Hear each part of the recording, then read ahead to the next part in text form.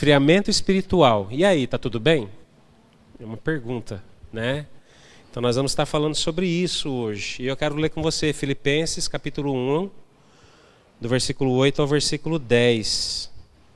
Vamos ler o texto? A palavra de Deus diz assim: Deus é minha testemunha de como tenho saudade de todos vocês, com profunda afeição de Cristo Jesus.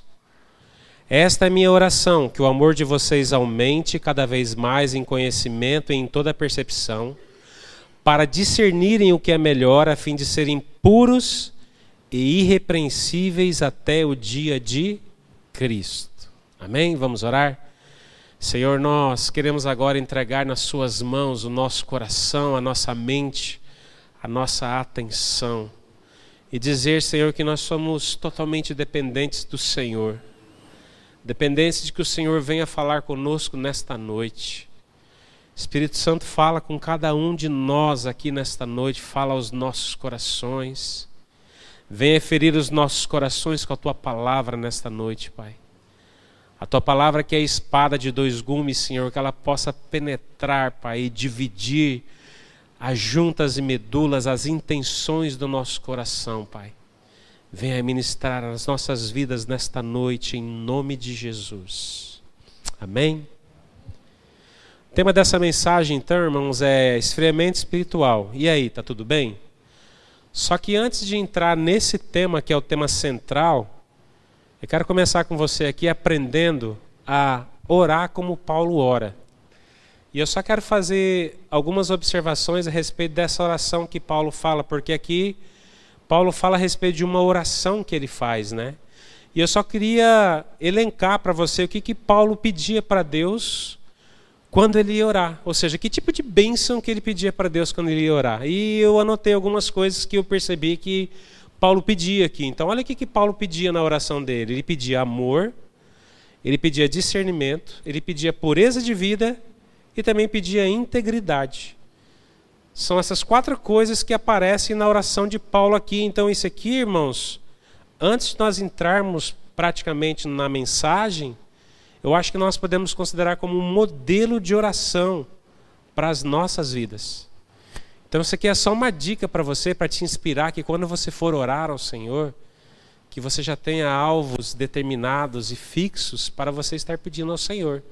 E esses alvos aqui, ó, são assim, excelentes para você pedir, viu?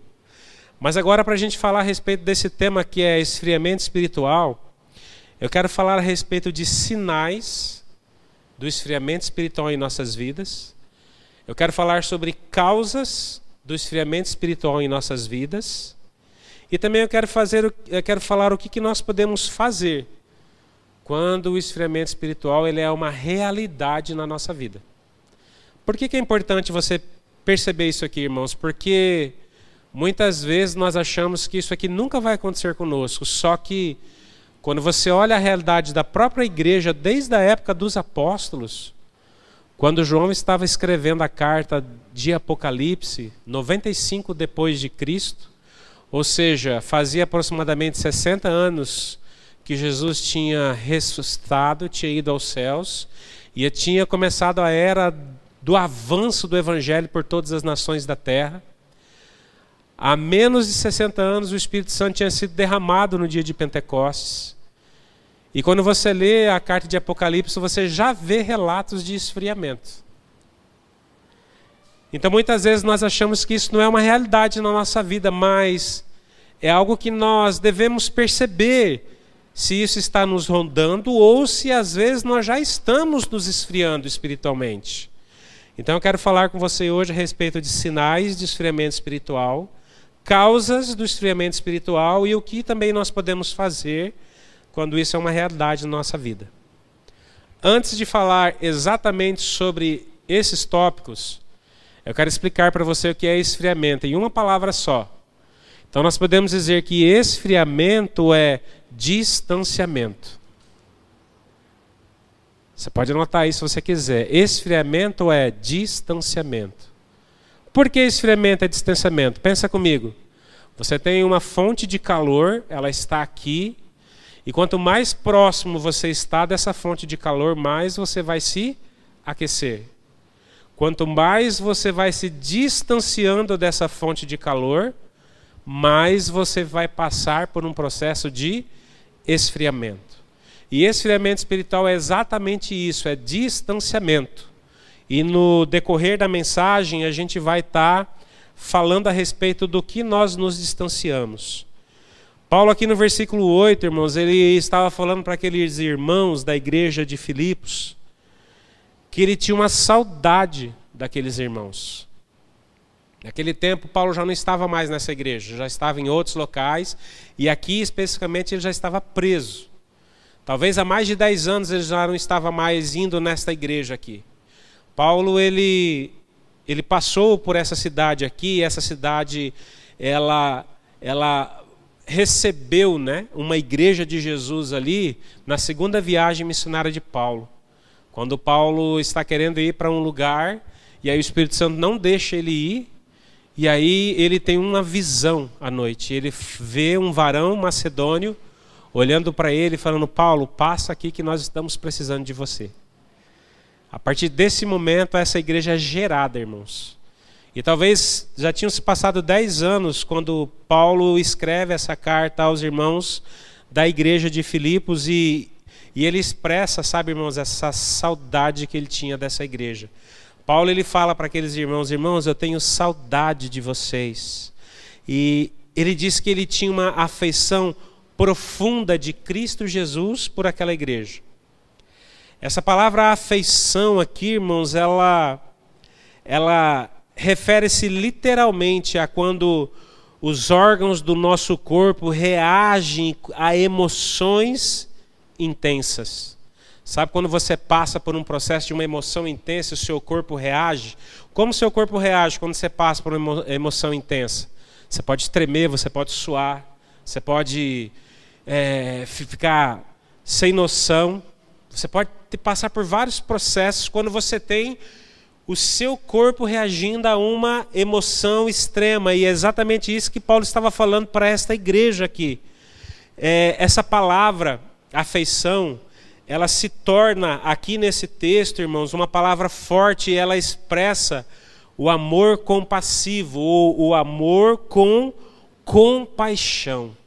É isso que Paulo estava falando para esta igreja. Esse amor que Paulo estava falando para essa igreja aqui não era um amor que era próprio de Paulo.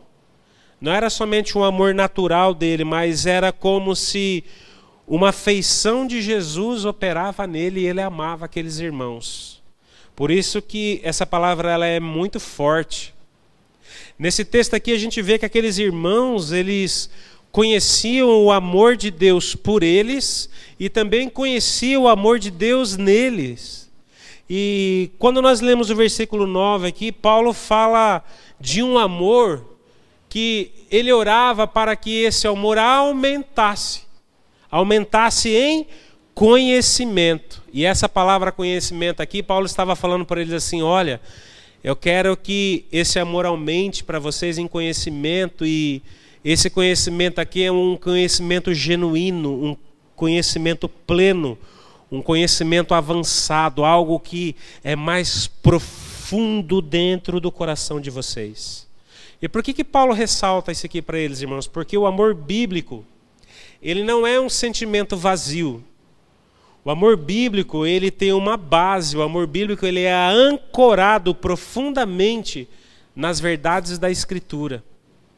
O amor bíblico não é um amor que nós temos assim, sabe, do nada. Não, o amor bíblico, ele tem uma base. E como que o amor bíblico ele é gerado em nós? Através das verdades da Escritura. Então, ele é ancorado profundamente na palavra de Deus, e ele também é regulado pela palavra de Deus. Aí eu queria que o Oliver projetasse para mim a 1 Pedro 1, 22 e 23, que é o texto que eu quero mostrar para você como que isso aqui é uma verdade. 1 Pedro 1, 22 e 23...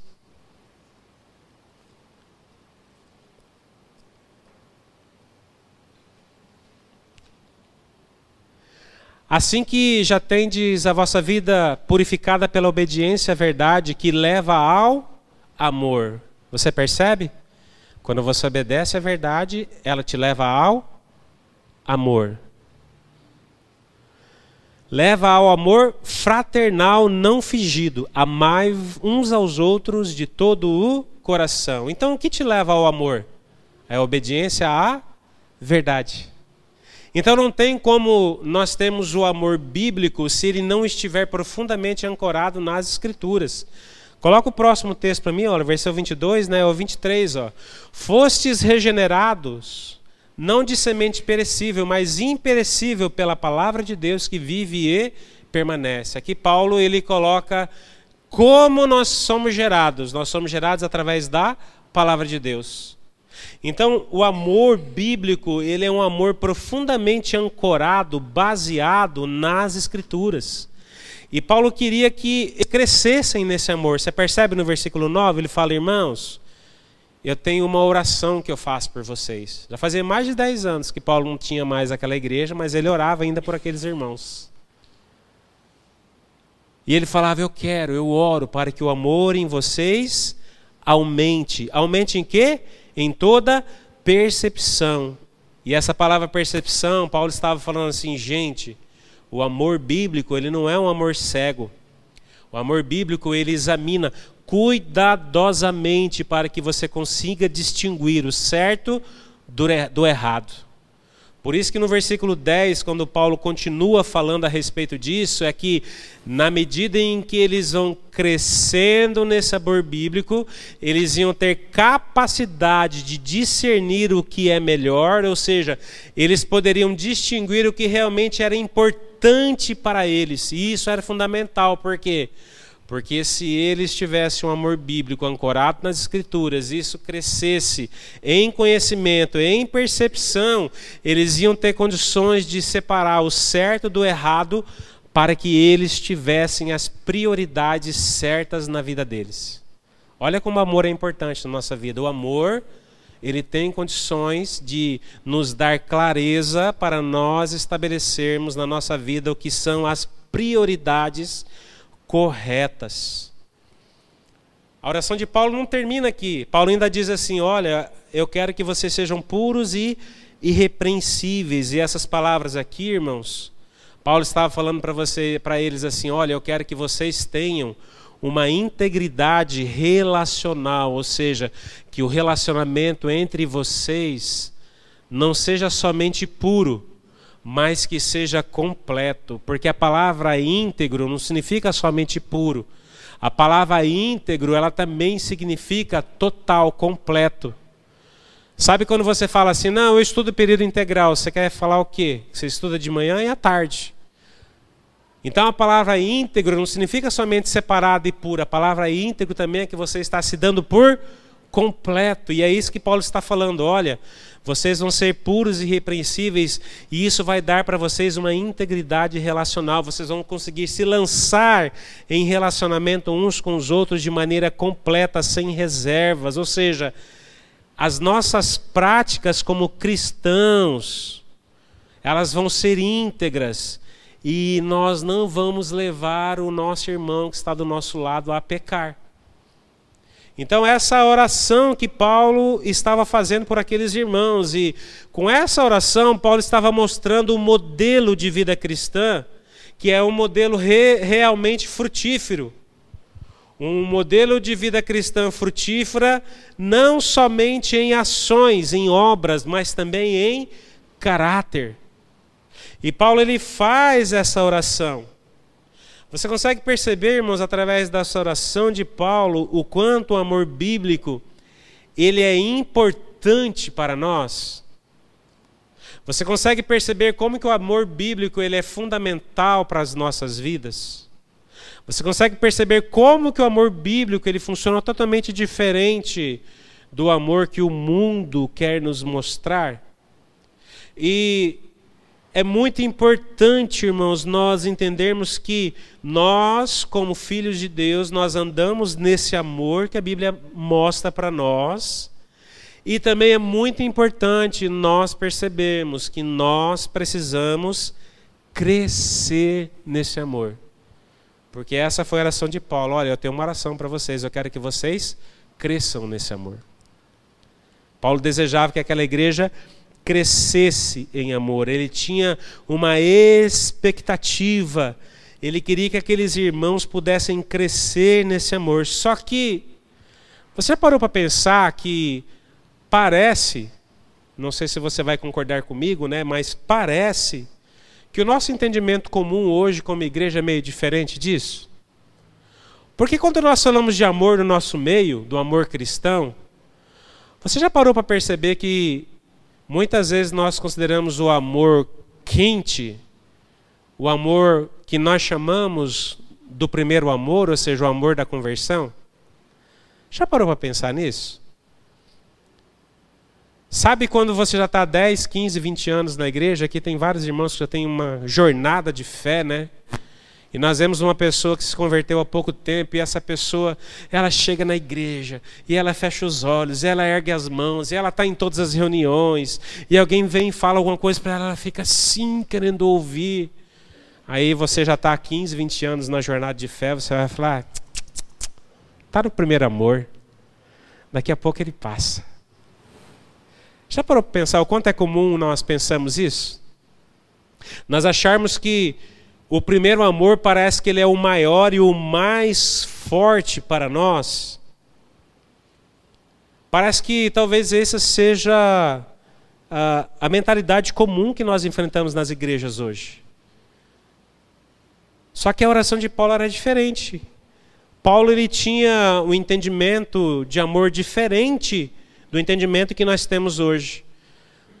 Paulo falava para aqueles irmãos assim, ó gente, faz 10 anos que eu não estou com vocês, eu quero que o amor de vocês cresça mais do que quando eu estava. Paulo não queria que eles ficassem inertes.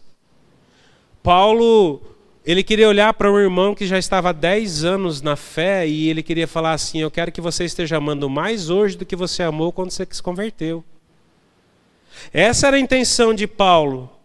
Só que, salvo raras exceções, hoje em dia, irmãos, a tendência geralmente é que com o passar dos anos, da pessoa frequentando a igreja, das pessoas frequentando as reuniões, ela tende a cair numa mesmice e começa a passar por um processo de esfriamento. Parece que diminui a nossa fome por Deus. Parece que diminui o nosso desejo de estar com os irmãos reunidos. Parece que vai apagando. Percebe? Lembra quando você se converteu? Não sei há quanto tempo. Como você se comportava na época em que você se converteu? Que você foi alcançado pelo amor de Jesus e o seu coração foi arrebatado e você falou, Jesus, eu não consigo viver sem você. Qual era o seu nível de desejo por ele naquela época e qual é o nível de desejo que você tem hoje por ele? Faz uma comparação aí no seu quadro. Não parece que o amor que nós tivemos lá na nossa conversão, ele não parece maior, mais aquecido, mais intenso do que o que nós temos hoje? A impressão que nós temos muitas vezes é essa. E é justamente sobre isso, irmãos, que nós vamos falar hoje. Esfriamento espiritual, distanciamento. O escritor aos Hebreus, se você ler Hebreus 10, 24 e 25, ele estava exortando aqueles irmãos que eles tinham que considerar uns aos outros para eles estarem se incentivando ao amor. Aqueles irmãos que receberam a carta do escritor aos Hebreus, eles estavam todos fugitivos. Só que mesmo debaixo de perseguição, o escritor aos Hebreus falou para eles, ora gente, vocês estão sendo perseguidos, está todo mundo caçando vocês, só que vocês precisam arrumar um jeito de vocês estarem juntos. Porque vocês precisam continuar vivendo juntos, para vocês se incentivarem uns aos outros no amor. Percebe quanto isso é considerado dentro da Bíblia? De nós estarmos juntos e nós nos incentivarmos uns aos outros no amor, e nós não podemos deixar de nos reunir, e nós temos que continuar nos encorajando uns aos outros, principalmente porque o dia está se aproximando. É esse termo que o escritor aos Hebreus diz. Interessante que Paulo, aqui onde nós lemos, em Filipenses, Paulo usa o mesmo termo, né? Até o dia de Cristo. Então essa é uma prática, irmãos, que nós não temos ela por um período e nós deixamos de ter ela. Essa é uma prática que nós temos que incentivar ela cada vez mais. E Paulo, ele reafirma e ele fala isso para os irmãos lá da igreja de Filipos, para os filipenses. Sabe, irmãos, tem muitas coisas que acontecem conosco e tem muitas demandas que acontecem com líderes de igreja, com pastores, com líderes dos homens, com líderes das mulheres, com líderes dos jovens. Tem muitas demandas que nós recebemos para aconselhamento, para poder ter um tempo com a pessoa e a pessoa está lá abrindo o coração dela e falando que ela vem em conta causa, ela vem em conta o que ela está fazendo. Só que boa parte de tudo que nós ouvimos como líderes tem como pano de fundo o esfriamento espiritual. Porque nós vamos nos esfriando espiritualmente, as coisas começam a acontecer e muitas vezes nós vamos tratar um assunto, mas nós não conseguimos ver o pano de fundo que está causando esse assunto. E nós como líderes, nós passamos muito isso. Nós vemos as pessoas se esfriando na sua devoção, no seu amor por Jesus. Nós vemos que as pessoas estão se afastando da comunhão da igreja. E muitas coisas estão acontecendo com essas pessoas por causa dessa frieza. A raiz de muitas coisas que acontecem conosco, irmãos, quando nós pecamos, a raiz desse pecado é a frieza espiritual.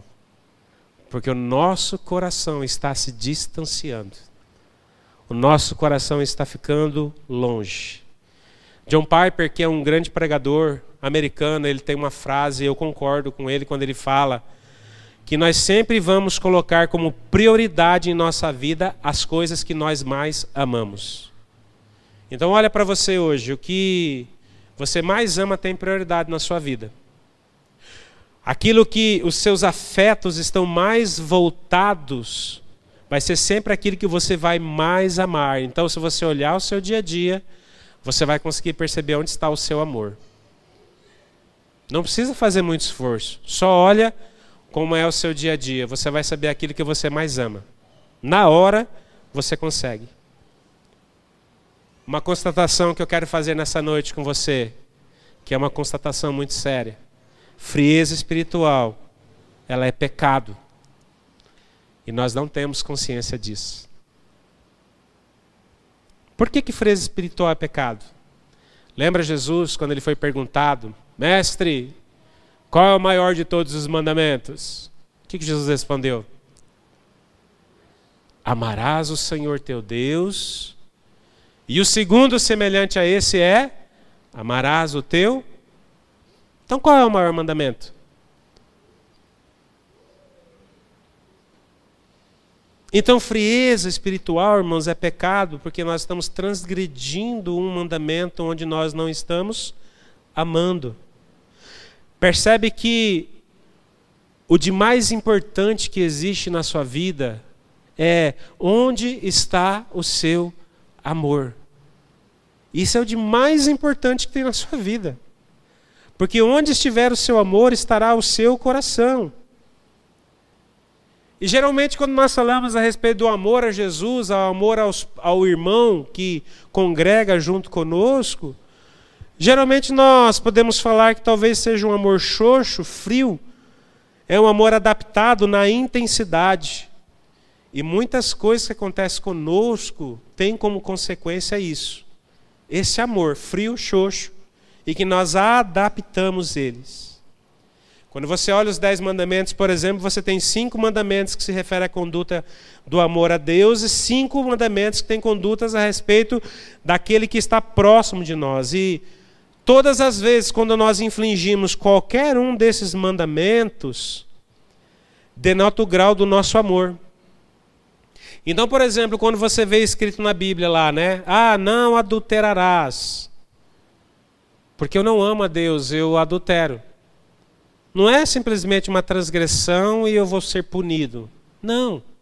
É porque eu não amo, eu adultero.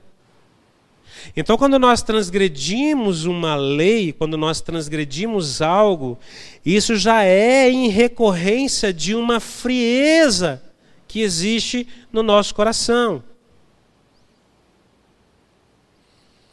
Quando muitas vezes acontecem situações em nossas vidas e muitas vezes talvez nós vamos ter que usar a mentira como recurso para poder a gente sair fora do problema, né? Nós não consideramos que a mentira é um pecado. E sabe por que nós fazemos isso, irmãos? Porque nós não consideramos que isso tem a ver com uma frieza espiritual. Nós não achamos que isso é frieza espiritual. Nós podemos chamar de qualquer outro nome, mas nós não admitimos que nós estamos esfriando no nosso amor.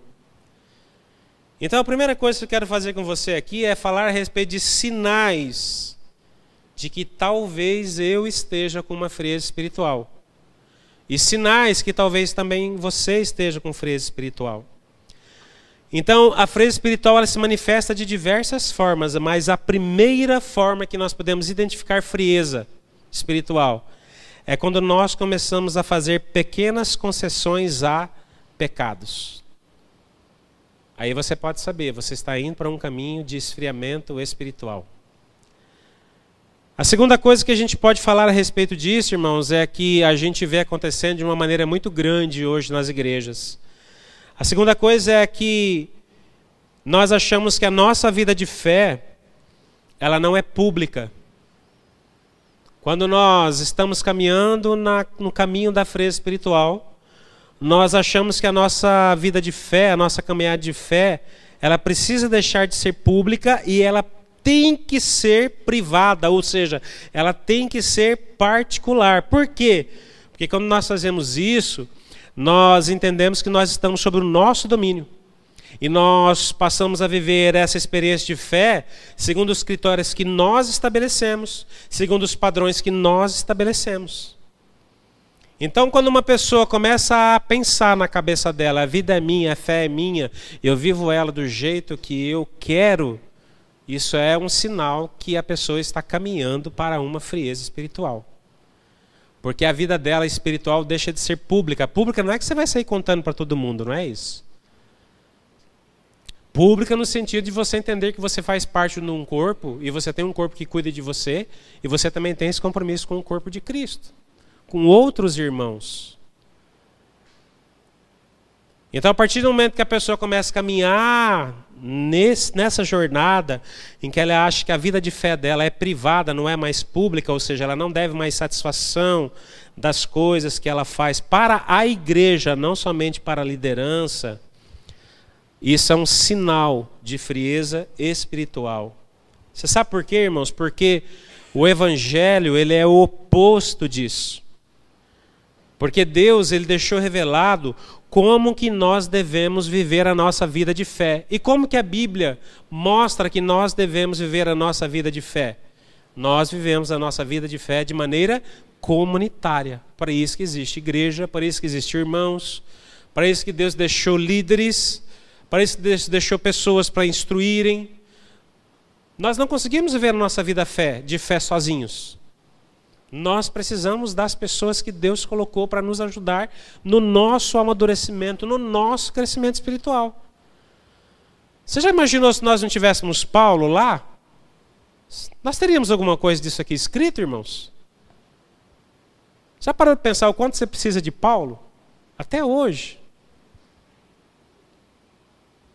Então, irmãos, é um sinal claro de um caminho de frieza espiritual quando nós tornamos a nossa vida de fé privada, onde nós não deixamos as pessoas estarem entrando na nossa vida para nos ajudar no nosso crescimento espiritual. Muitas pessoas que pensam que a vida de fé é privada, elas chegam a uma conclusão de que eu posso buscar a Deus do jeito que eu quiser, pois a fé ela é minha e eu posso viver ela do jeito que eu quiser. Aí quando a realidade se impõe na vida dessa pessoa, a gente consegue ver as consequências dela viver essa fé do jeito que ela quer.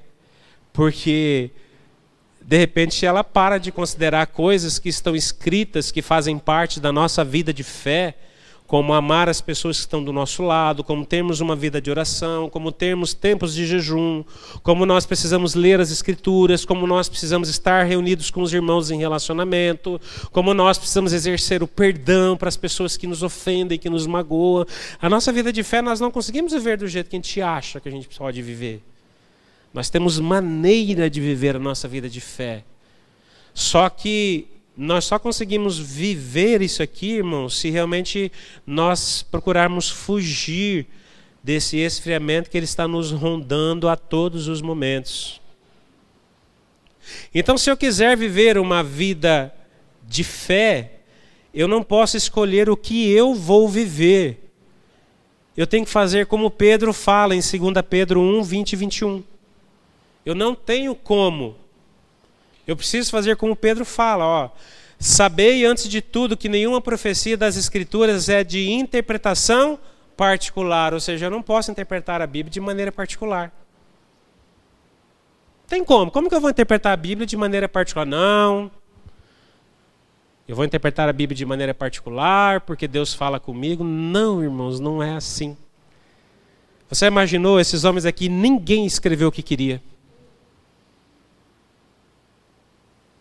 Você acha que Paulo queria escrever assim como...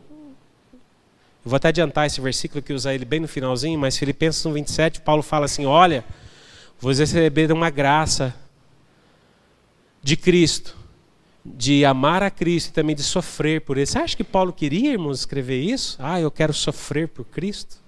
Não. Mas Pedro está falando, olha gente... A profecia e a escritura, ela não é interpretação particular, não. Está escrito aqui, ó. Coloca o 21 para mim. Pois a profecia nunca foi produzida por vontade humana.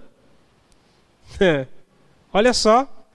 Mas homens falaram da parte de Deus, conduzidos pelo Espírito Santo. Então nós não temos autoridade nenhuma de nós interpretarmos a Bíblia do jeito que nós achamos que nós podemos interpretar. E isso vai fazer mais sentido para você quando nós formos no último sinal aqui. Então, irmãos, nunca foi pessoal, nunca foi opinião particular de alguém. Nunca ninguém disse assim, ah, eu acho que é assim. Não, sempre foi inspirado pelo Espírito Santo. Então, a vida de fé, ela tem que ser vivida conforme ela foi dada. E se nós levarmos a nossa vida de fé para o privado, para o particular, você pode saber, é caminho de esfriamento espiritual. Só que o que eu estou falando para você aqui, não significa que você não pode fazer. Você pode fazer isso. Você pode, se você quiser, você que governa a sua vida. A questão é, vai vir a consequência. E eu vou usar um exemplo da natureza para poder explicar isso para você. Você tem o seu corpo aí, biológico, físico. E você pode muito bem falar assim, não quero nem saber, eu vou comer bastante açúcar, eu vou comer bastante gordura, eu vou tomar bastante refrigerante, eu não vou fazer exercício, eu vou viver a vida aqui do jeito que eu quiser. E você pode fazer isso, só que é o seguinte, irmão, o seu corpo ele tem uma natureza. E você pode viver do jeito que você está falando, só que é o seguinte, a consequência vai vir com o passar do tempo, vai acontecer coisas com o seu corpo que vai mostrar que você está errado, vão acontecer doenças, porque a natureza do seu corpo vai parar você. Você entende o que eu estou dizendo para você? Então você pode viver a sua vida de fé de maneira privada. Você pode. Só que a natureza da fé ela não é privada. A natureza da vida de fé ela é pública. Ela é vivida em um corpo. E nós colhemos consequência disso quando nós fazemos isso. Dentro da nossa vida de fé. Então, da mesma forma que as consequências de viver a vida espiritual de maneira particular, elas vão acontecer e pessoas que fazem isso, elas cometem o terceiro sinal de frieza espiritual. elas começam a viver um caminho inverso da fé. O terceiro sinal é o caminho inverso da fé. Então, o primeiro é concessão a pecados. O segundo é, eu tenho que viver a minha vida de fé de maneira privada, particular. E o terceiro é, eu vou viver uma vida de fé inversa ao que eu teria que viver normalmente. Por quê? Porque ele começa a entender, ele começa a interpretar o evangelho a partir da realidade dele. Ele para de interpretar o evangelho como ele é. Então, uma pessoa que ela entra nesse caminho, ela começa a interpretar o evangelho a partir daquilo que está acontecendo na realidade dela. Qual é o erro disso? É que eu começo a interpretar o evangelho a partir da minha realidade. Então, é a minha realidade que molda o evangelho. Sendo que a Bíblia fala que é o evangelho que molda a minha realidade. Então nós entramos num caminho inverso da fé. Em vez do evangelho moldar a minha realidade, é a minha realidade que começa a moldar o evangelho. Você já viu exemplo de coisas que não eram aceitas e agora elas são aceitas? E muitas pessoas começam a justificar, né? Então, é o amor de Deus. E isso é usado para justificar erro. Enquanto que no evangelho, irmãos, o amor de Deus, ele não é usado para tentar fazer com que justifiquem certas condutas. O amor de Deus, na verdade, ele nos quer longe do pecado. E não próximo do pecado. Então, existe uma inversão de interpretação na vida dessa pessoa. Então ela começa a fazer concessões. Ela começa a viver a vida de fé dela sozinha. E aí a realidade dela começa a moldar a interpretação do evangelho para ela. Ela entra no caminho inverso da fé.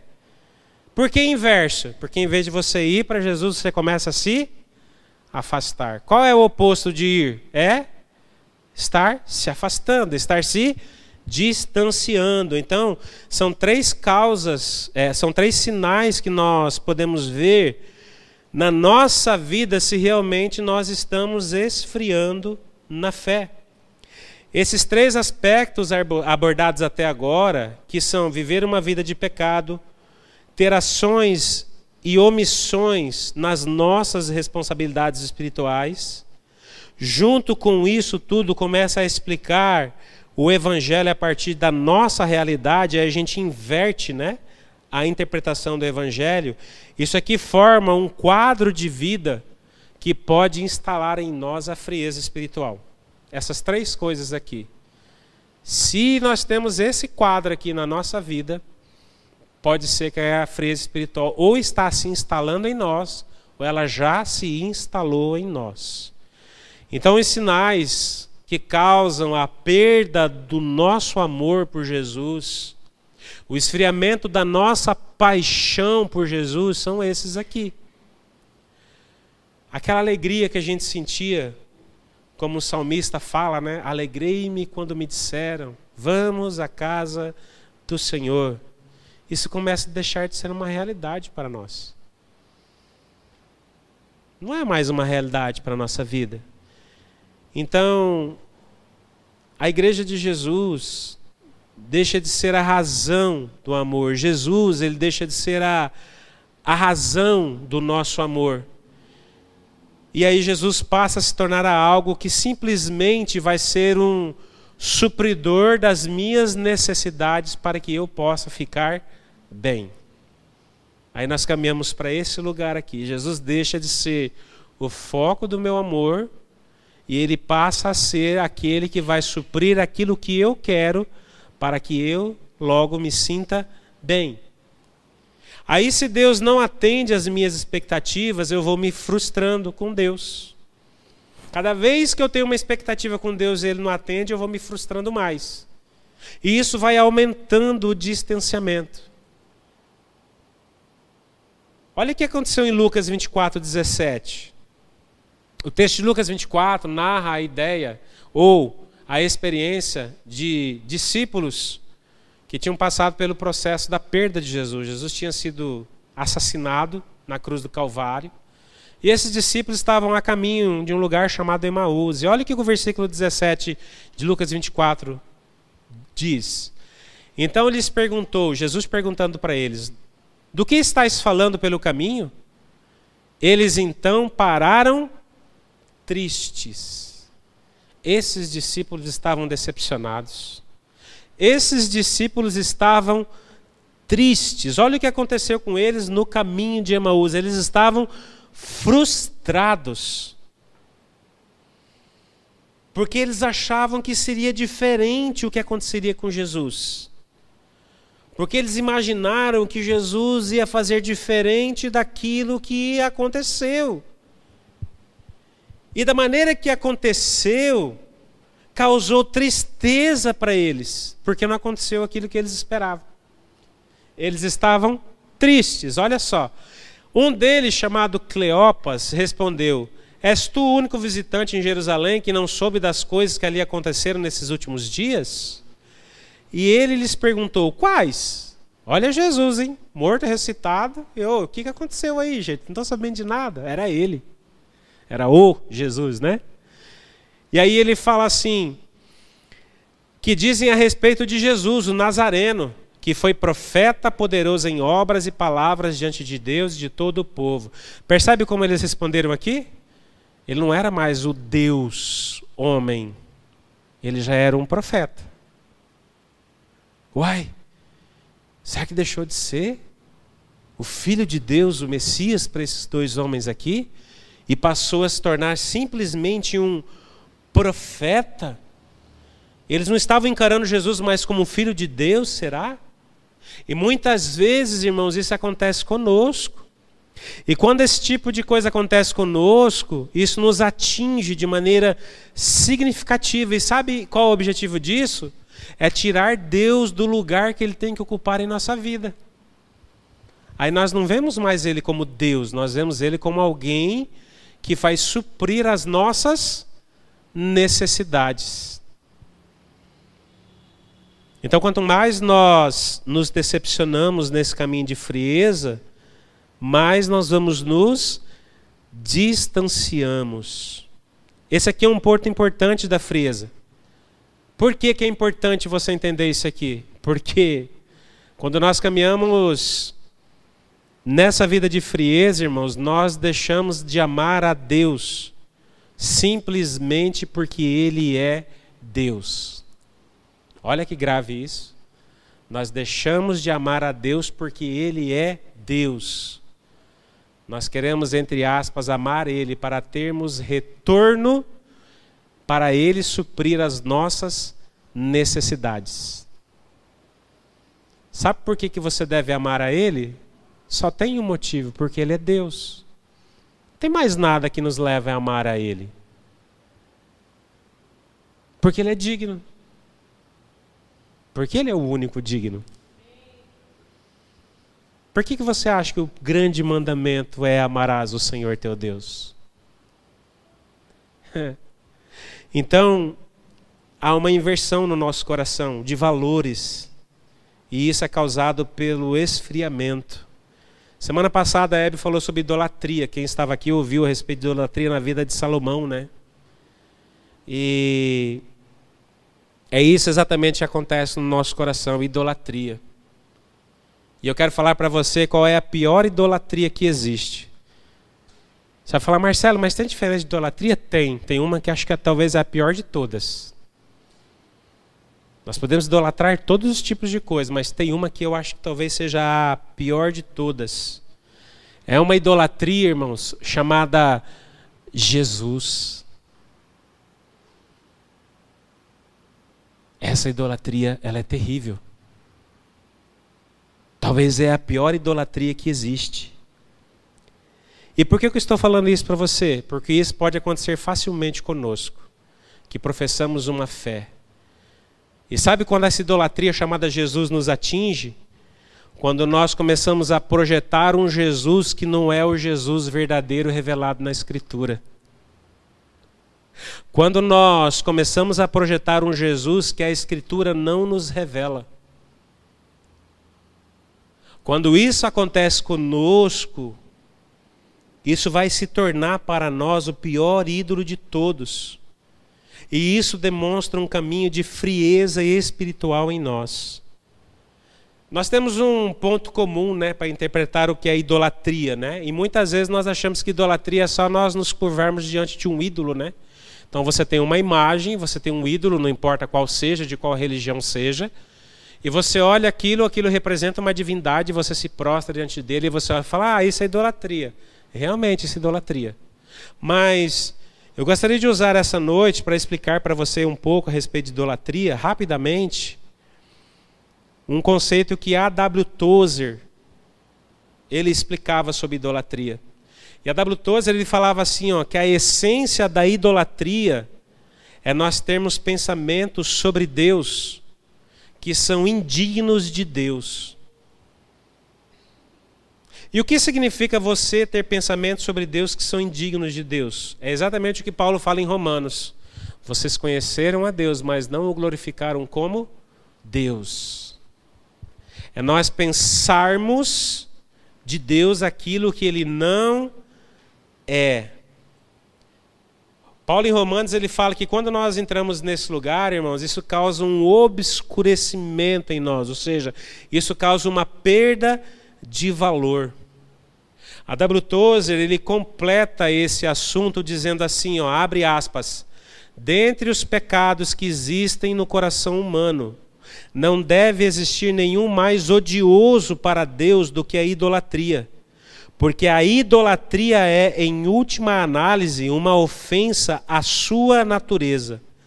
Um coração que é idólatra, ele presume que Deus é diferente do que realmente Ele é.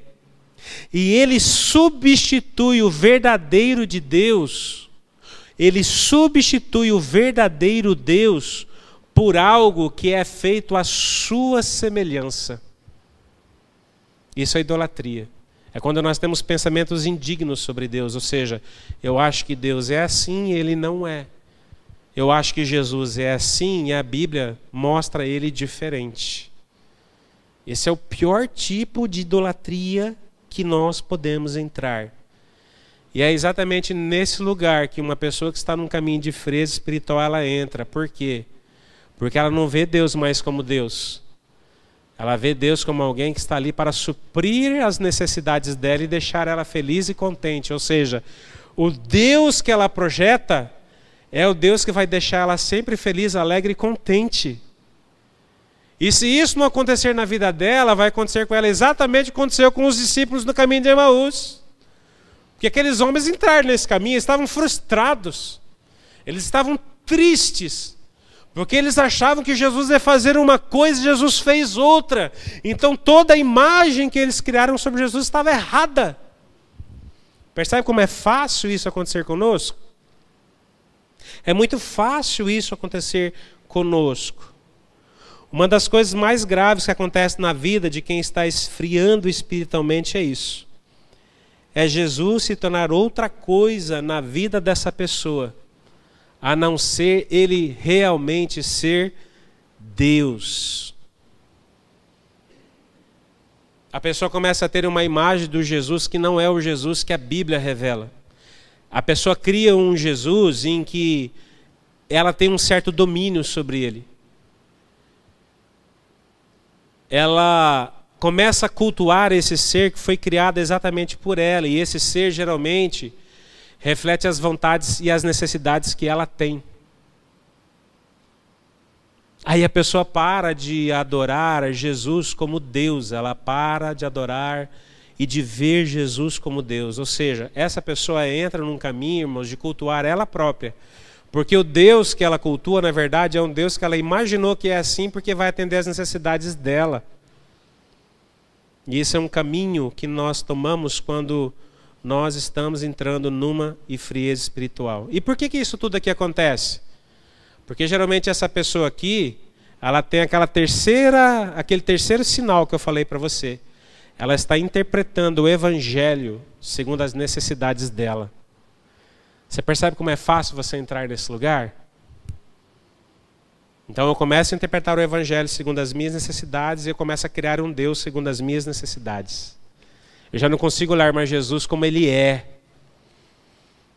O Deus glorioso. Eu já começo a ter um pensamento diferente, indigno dele. E isso é uma idolatria, a pior idolatria que existe. A frieza espiritual também ela causa distanciamento nos relacionamentos com os irmãos. Você sabe por que acontece isso, irmãos? Porque uma pessoa que está se esfriando no seu amor, ela deixa de amar aquilo que Deus ama. O que mais Deus ama na terra? A sua igreja. A partir do momento que eu estou num caminho de frieza espiritual, eu deixo de amar a igreja, que é aquilo que Deus mais ama na terra. Aí essa pessoa faz o quê? Ela opta pelo isolamento. E ela começa a deixar de participar da vida ativa da igreja. E ela começa a se tornar uma pessoa crítica. Ela é uma pessoa que não exerce mais misericórdia no erro do irmão. Ela é uma pessoa que parece que perde a graça sobre a vida dela. Ela perde a bondade e ela fica carregada de justiça própria. Ela se torna um justiceiro. Então, o isolamento, quando uma pessoa se isola, quando ela para de viver a vida comum da igreja, irmãos, isso é um sinal grave de esfriamento espiritual. E a gente cansa de atender a pessoas, às vezes as pessoas ficam 3 meses sem vir na igreja. Não, pastor, eu não estou esfriando na fé, não. É a primeira coisa que a pessoa fala, não está na cara. Está na cara que está esfriando. Porque a pessoa deixa de amar aquilo que Deus ama, que é a sua igreja.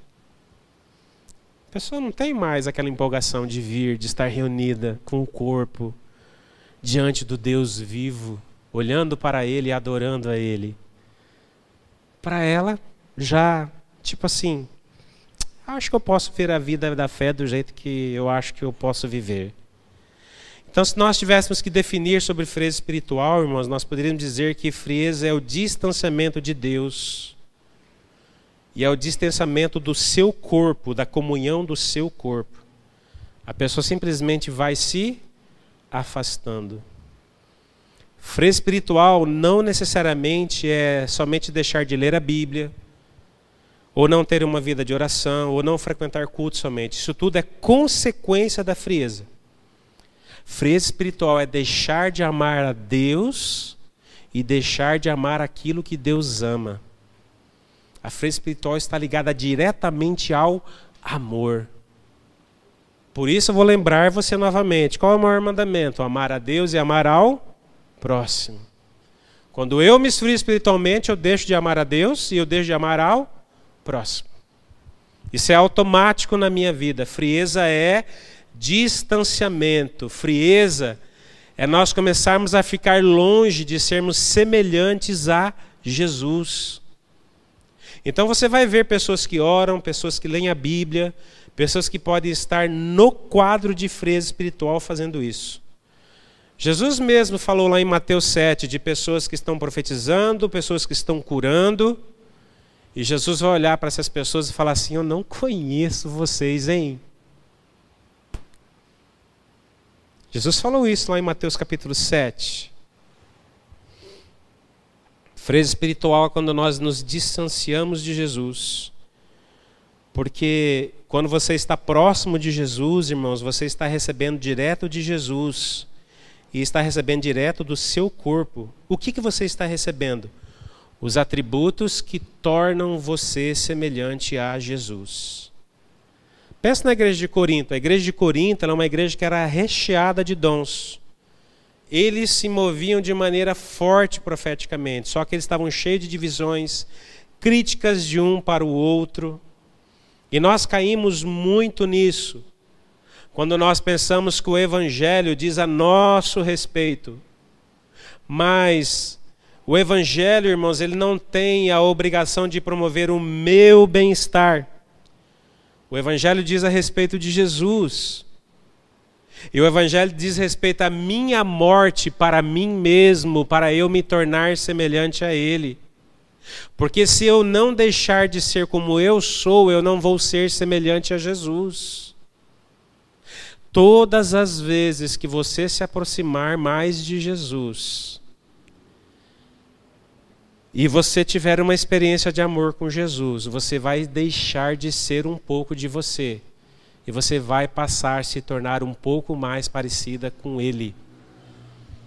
Então, se você deixa de ser você para você se tornar parecido com Ele, significa que você está num processo de morte. Não tem como nós evitarmos isso. Então, quando isso acontece, irmãos, quando nós deixamos de tratar o pecado como pecado, nós passamos a tratar o pecado como um problema, e isso faz a gente evitar o confronto amoroso. Ah, eu tenho um problema, eu não tenho um pecado, porque se o evangelho é para o meu bem-estar, como que eu vou confrontar o pecado dos outros? Porque o evangelho ele não tem a função na minha vida de me corrigir, de me tornar semelhante a Jesus. O evangelho ele tem a função na minha vida de me dar bem-estar, de eu me sentir bem. E aí nós estamos nesse caminho de frieza espiritual. Quem tem esse tipo de pensamento que eu falei agora, ele está incorrendo em frieza espiritual. Porque a função do evangelho, irmãos, é salvar você de você mesmo. Porque o evangelho precisa te matar para depois te ressuscitar. Todos nós temos um grande problema na nossa vida, chama-se pecado. E o evangelho, ele é a única solução para o pecado nas nossas vidas. Então o evangelho, irmãos, ele não vai promover o nosso bem-estar.